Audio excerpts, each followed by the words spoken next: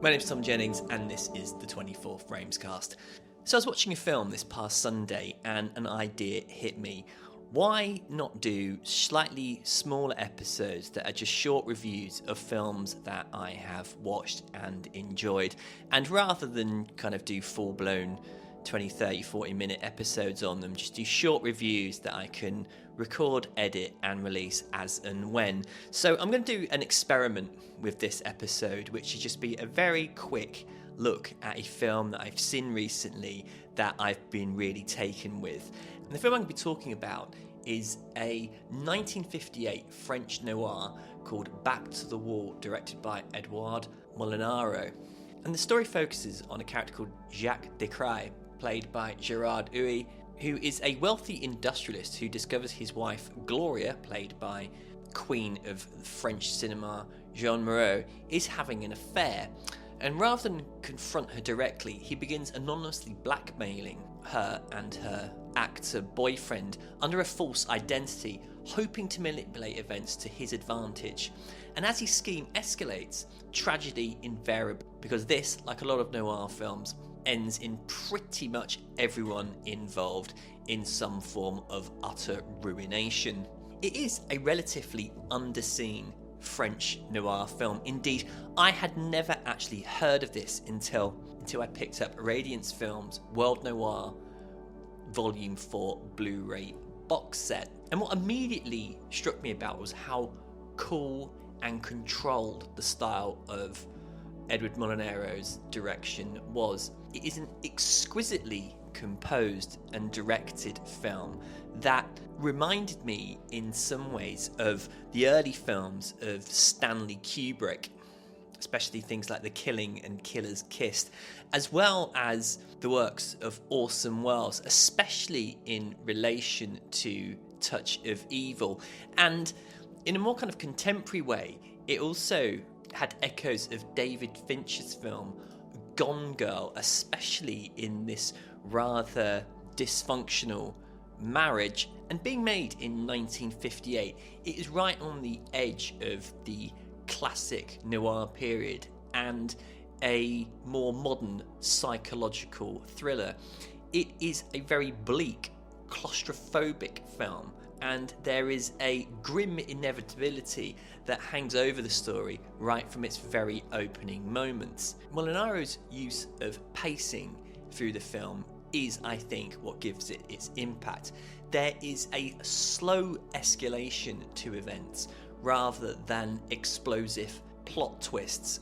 The story unravels in its own time. Nothing feels rushed. There are quite lengthy passages of dialogue between characters, and he also kind of goes back to certain themes, especially Gloria and Gerard sitting around in kind of familial couple situations so roundabout, in which they are both playing with each other. They are both testing to see what the other one knows or doesn't knows, and the film becomes incredibly enjoyable watching these people slowly begin to realise who it is behind what is going on in the narrative.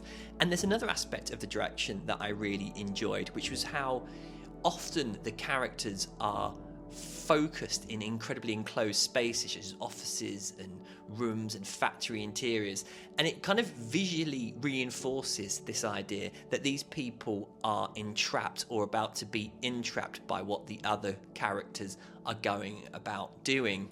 And it is a visually beautiful film. It goes through I suppose you could almost say, a lot of how the film looks visually is right out the film noir playbook. But when it's so beautifully lit, with the use of shadows, inky black shadows as well, I found myself at times simply just enjoying the films for its aesthetics alone.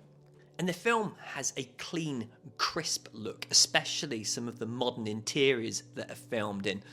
And I couldn't help but make some comparisons at times to the way in which someone like Michael Mann uses straight lines in Heat. And crucially, Malerio lets scenes play out in their own time. Nothing feels rushed. Tension just slowly builds. There's one scene in which Gerard is in a car with some slightly unsavoury types, and there's no shouting or screaming, but through simply words, he is able to change the dynamics of the scene around to his advantage. There's no musical cues to let you know that he's in danger. There's no rapid editing to kind of highlight how stressed or he might be feeling inside. It just all unravels in a slow, controlled manner. And the performances of the film, I think, are echoed in this.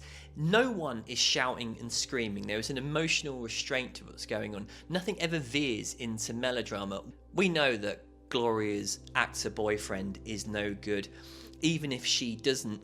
And Jean Moreau's performance is brilliant because she isn't a wife who has been abused or is mistreated. Far from it. She has everything she wants, which might be one of the problems.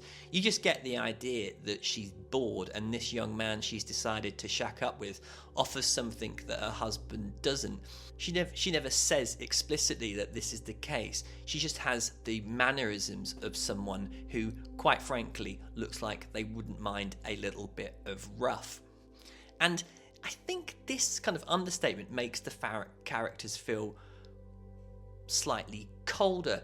We don't really have a whole degree of sympathy for Gerard, but we do like watching him go about his rather sadistic plan to effectively bribe his own wife, and it's enjoyable and slightly disturbing. And I think that's where I made the comparison with the film to Gone Girl, because you look at this couple and think, you are really, really screwed up. And I think this kind of emotional restraint really is tied up to the film's overall minimalist style. And I really can't praise it enough. It is a stylish, tightly directed, and quite gripping noir film.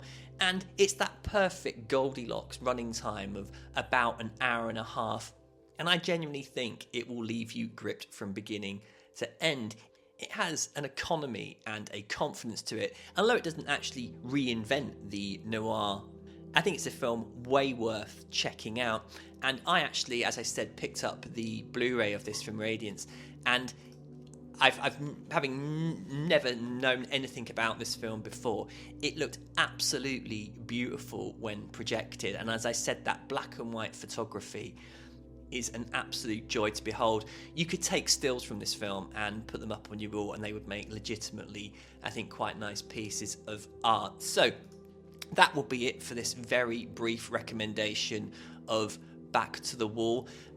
You can pick up this box set on Amazon at the moment in the UK for £43. I'm not sure if it's available in America, but what often happens, I think, with these Radiance box sets is the films do sometimes come out on individual releases. So if you don't want to fork out that much, I think it might come out in the future as a solo release.